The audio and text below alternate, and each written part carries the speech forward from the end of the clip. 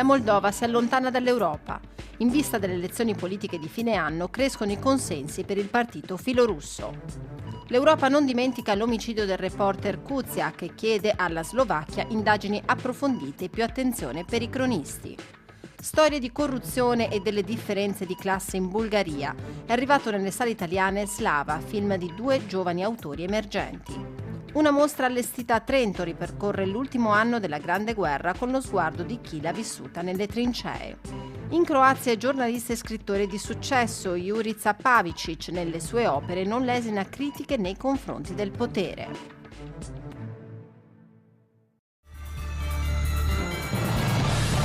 La Moldova è un piccolo paese, ma il suo sistema politico è un rompicapo anche per i più esperti. A fine anno la piccola repubblica ex sovietica incastrata tra Romania e Ucraina andrà alle urne per rinnovare il Parlamento. Dopo 8 anni di governi filoeuropei si teme una svolta euroscettica.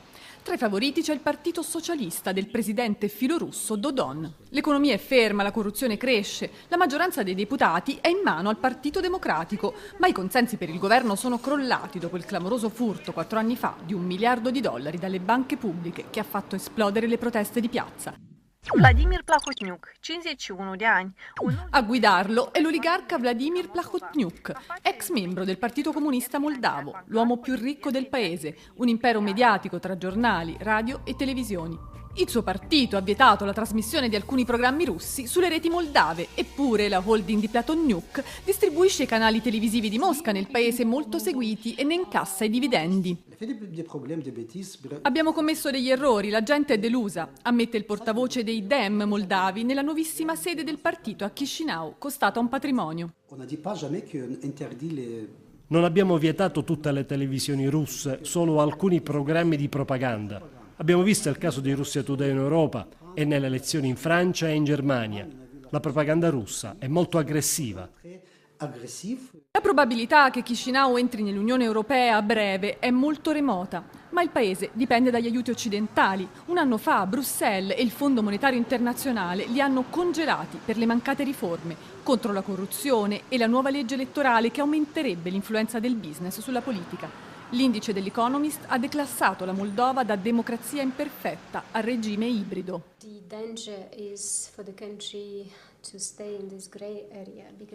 Ora per il nostro paese il rischio maggiore è rimanere incastrati in questa zona grigia. Paesi come i Baltici, dopo l'indipendenza dall'Unione Sovietica, sono riusciti rapidamente ad avvicinarsi all'Occidente, mentre la Moldova è rimasta in un limbo, dove non c'è democrazia né trasparenza. Credo che la politica attuale del Cremlino sia proprio questa, tenerci come l'Ucraina e la Georgia dentro questa zona grigia. Maia Sandu è la leader del Partito di Azione e Solidarietà e questa è la sua sede, un piccolo partito emerso dalle proteste di piazza contro la corruzione, di fede liberale ed europeista, ma all'opposizione, si regge sui volontari. Alle ultime presidenziali, pur sconfitta, ha ottenuto il 47% dei voti, la maggior parte dalla diaspora che vive in Europa.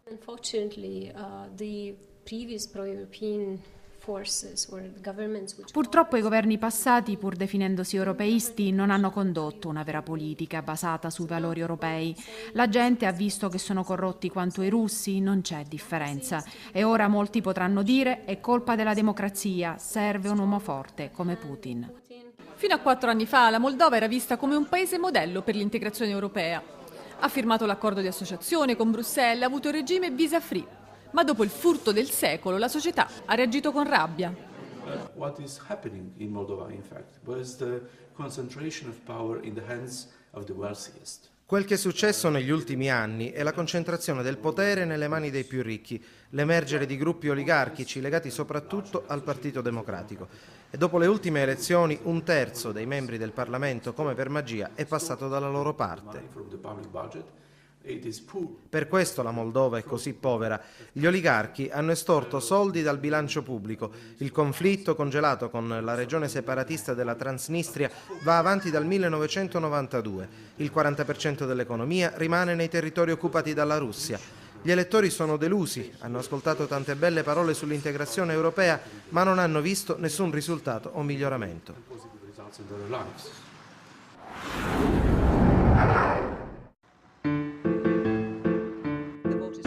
molto forte il richiamo che arriva dal Parlamento europeo nei confronti della Slovacchia a 2 mesi dall'omicidio del giornalista di 27 anni Jan Kuciak, trovato ucciso nella sua casa insieme alla fidanzata Martina Kusnirova il 25 febbraio scorso. L'Aula di Strasburgo ha approvato a larga maggioranza una risoluzione che chiede a Bratislava di assicurare indagini complete, indipendenti e internazionali coordinate dall'Europol. Il testo propone anche misure europee per proteggere i giornalisti e l'anonimato delle loro fonti. La risoluzione non risparmia critiche alla Slovacchia sui temi al centro del lavoro di Kuciak. Nel suo ultimo articolo, pubblicato postumo, aveva raccontato di una presunta truffa legata a sovvenzioni agricole europee da parte dell''ndrangheta. Sotto la sua lente il ruolo di Maria Troskova, ex collaboratrice di Robert Fico, numero 1 del Partito Socialdemocratico, al governo in 10 degli ultimi 12 anni. Il crimine, commesso da mani ancora ignote, ha scatenato un'ondata di indignazione e proteste che continua a produrre effetti. Lo stesso premier Fico, per evitare di andare a elezioni anticipate, ha accettato di dimettersi a metà marzo, facendo decadere tutto il governo e lasciando spazio a Peter Pellegrini. Nonostante tutto ciò, ogni venerdì migliaia di cittadini continuano a scendere in piazza a Bratislava per chiedere nuove elezioni. La risoluzione prende spunto da una visita di una delegazione del Parlamento in Slovacchia guidata dal deputato laburista inglese Claude Moraes. We built a picture of Abbiamo avuto l'impressione di avere a che fare con un paese dove i giornalisti possono scrivere quello che vogliono. Dobbiamo essere onesti nell'ammetterlo. Ma quando scavano più a fondo in casi di corruzione, allora sono potenzialmente a rischio. E questo è inaccettabile.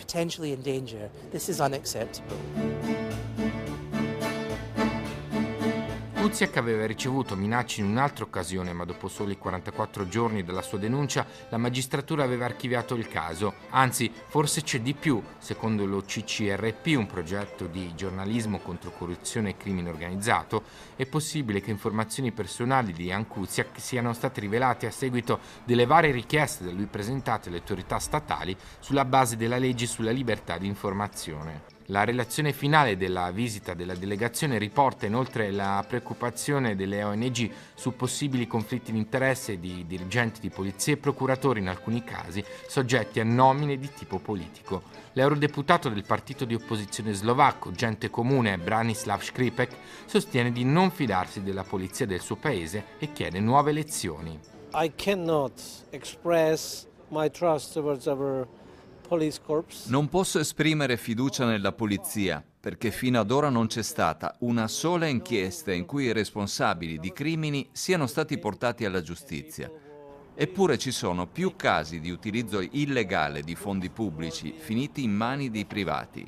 Non sono sufficienti le dimissioni del primo ministro che ha cambiato faccia per fare spazio a un suo braccio destro. So it's not enough that the prime minister simply has changed his face for a man who was his left hand. Abbiamo cercato gli eurodeputati del Partito Socialdemocratico Slovacco, ma hanno declinato la richiesta di intervista ufficialmente per mancanza di tempo. Il loro voto sulla risoluzione non è stato unanime, 2 hanno votato contro, 1 a favore, un'altra deputata non ha invece partecipato alla votazione.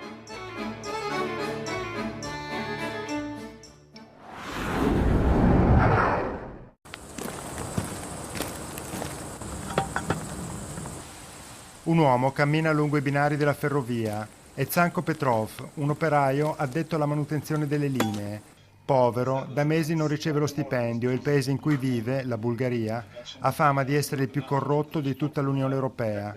Davanti a lui, sui binari, ci sono dei sacchi pieni di soldi, letteralmente. Senza esitare, informa la polizia da onesto cittadino per consegnare quello che non è suo. Sono le scene iniziali di Slava, Gloria, distribuito in Italia col titolo Non c'è tempo per gli onesti, opera seconda di Kristina Grozeva e Petar Valchanov, giovani esponenti della nuova scena cinematografica bulgara, autori che traggono l'ispirazione per i propri film dalla lettura di ritagli di giornale.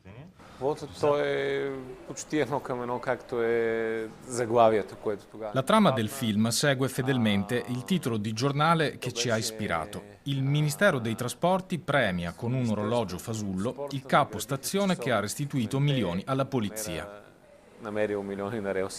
L'aspetto che più colpisce il regista è il fatto che questo eroe, così viene definito dalla responsabile del ministero che sfrutta il gesto dell'operaio per mettere a tacere l'ennesimo scandalo di corruzione, venga premiato con un orologio difettoso che dopo qualche settimana smette di funzionare, una cosa che l'onesto ferroviere nel film non può tollerare. Come premio per la sua onestà.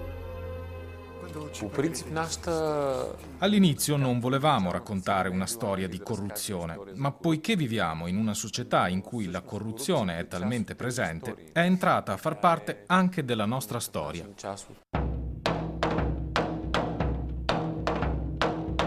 Il film è una sorta di parabola che a margine della vicenda individuale, interpretata con forza da Stefan Denoliubov e Margita Gosheva, fa emergere alcuni dei temi più attuali nel dibattito pubblico in Bulgaria, oltre a quello della corruzione, quello delle differenze di classe e della frattura esistente tra città e campagna. Un elemento che caratterizza la Bulgaria di oggi è l'enorme distanza che esiste tra chi è molto ricco e chi è molto povero. Oggi in Bulgaria continua a non esistere una classe media. Da questo discendono situazioni assurde. Chi lavora deve andare a mangiare dalla mamma perché non ha i soldi per mangiare.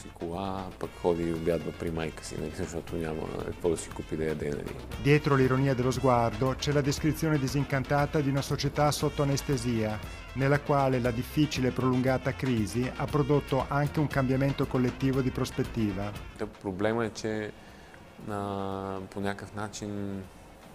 Il problema è che la corruzione nel corso degli anni, dal periodo comunista alla transizione che ne è seguita, è diventata parte di una psicologia collettiva, nazionale. Per molti non rappresenta nemmeno più un problema. È una cosa che è stata introiettata. Per tanti è una modalità che permette di sopravvivere, di andare avanti, addirittura per qualcuno è diventata un valore. Успяват да съществуват, да оцеляват. Il film Slava è stato girato in un villaggio minerario pochi chilometri a est di Sofia, Buhovo, un paesino che, come in parte la capitale, conserva molti monumenti del periodo comunista, reliquie di un passato cui apparteneva anche l'orologio del protagonista, il suo, non il premio fasullo del ministero, quello che gli era stato regalato dal padre, anche lui ferroviere, di marca Slava, Gloria, la più diffusa nel periodo comunista. Diversamente da quello avuto in premio, quello funzionava. Metafora per il protagonista non di un'età dell'oro, di una società povera ma comprensibile, scomparsa nei meandri della transizione.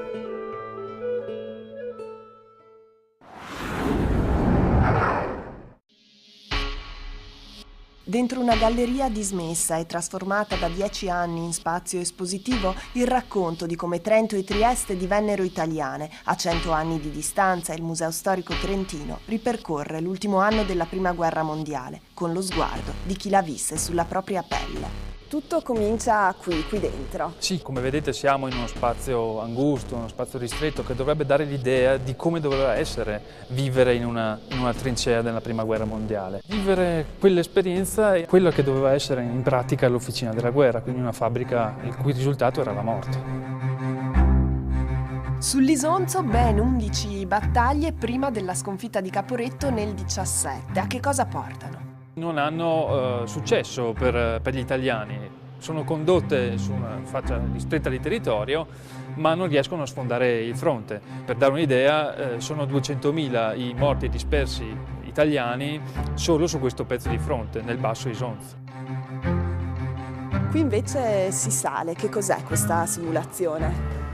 Questa postazione, questa struttura dovrebbe dare l'idea di come si realizzava, si compiva l'attacco italiano. Dobbiamo tenere presente che gli assalti condotti dagli italiani nel corso della Grande Guerra, soprattutto sul Carso e sull'Isonzo, hanno di particolare che gli austriaci sono in posizione elevata e gli italiani attaccano dal basso. Qui invece siamo in Trentino e in Cadore, questo è un altro tipo di guerra. Rispetto al fronte del Carso e dell'Isonzo, qui abbiamo cercato di raccontare quella che è la guerra in alta quota, in montagna, la guerra verticale. Quindi in questi cunicoli, in queste trincee scavate nella neve di fatto. Sì, i soldati non sono solo soldati, sono operai, sono osservatori, sono scalatori, no? È gente che è costretta dalle avversità a cambiare ruolo, a cambiare lavoro spesso, e la guerra passa in secondo ordine rispetto alle necessità date dagli agenti atmosferici. E poi ci sono le donne che a un certo punto si ritrovano al centro della vita civile in questa guerra. Sì, la Grande Guerra rappresenta un forte motore di modernizzazione. Le infermiere furono più di 10.000, furono però centinaia di migliaia di donne, ad esempio, impegnate nell'industria o nelle campagne. E la donna a un certo punto anche protesta. Protesta sì, perché appunto gli uomini sono al fronte, proteste per fame, per l'alto costo della vita essenzialmente, proteste anche che erano avvenute sull'onda di ciò che era accaduto in Russia nel 17, quindi la rivoluzione bolscevica. Essenzialmente la popolazione era stanca della guerra e voleva por fine ad essa.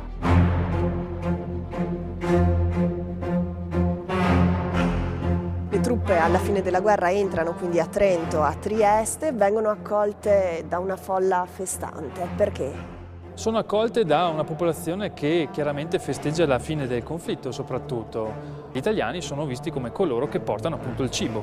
È una vittoria fra virgolette perché comunque alla fine della Prima Guerra Mondiale si conteranno complessivamente 10 milioni di soldati uccisi sui vari campi di battaglia. E qui?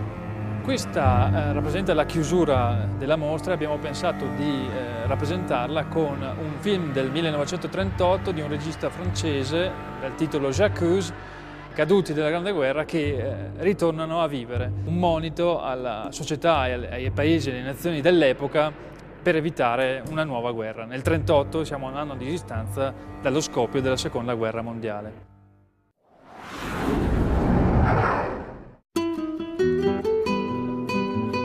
Jurica Pavičić, spallatino, classe 1965, giornalista, critico cinematografico e scrittore in Croazia, è un personaggio di cui si parla. Penna pungente, sempre al centro di aspre polemiche, i libri di Pavičić, oltre Adriatico, sono sempre successi editoriali, una scrittura semplice, intrisa di quotidianità, che rispecchia lo strascico di violenze e ingiustizie sociali prodotte dalla guerra degli anni 90. Ma come nascono questi lavori? Credo che i miei lavori nascono con la ricerca della quotidianità della Croazia, leggendo i giornali, guardando la TV, seguendo i portali internet, ma anche prendendo un caffè, viaggiando per il paese e ascoltando le persone. Nella scrittura di Pavičić è sempre presente la contemporaneità della Croazia. Lo scrittore negli anni 90 partecipò da soldato di leva alla guerra e questa sua esperienza è presente nella sua prosa, un'esperienza che nel dibattito pubblico croato crea situazioni bizzarre, quando a criticare Pavičić per la sua difesa della minoranza serba o a favore dei profughi mediorientali sono intellettuali della destra nazionalista, personaggi che però a differenza di Pavičić durante la guerra si erano imboscati evitando di andare al fronte. Pavičić, in questo contesto culturale e politico, propone una fotografia della Croazia deprimente, un paese condizionato dalla corruzione, dall'arrivismo sociale, dalla criminalità. Creando i miei racconti cerco di evitare di scrivere trattati di sociologia. Scrivendo di persone e personaggi però cerco sempre di contestualizzare il racconto, di introdurli in un ambiente concreto. Nei libri che leggo o nei film che guardo mi incuriosisce, mi piace capire come vivono i personaggi, cosa mangiano, come gesticolano, come sono le loro case. Pensando così poi viene naturale associare questi personaggi a una realtà sociale, politica ed economica che condiziona le scelte e le azioni dei personaggi.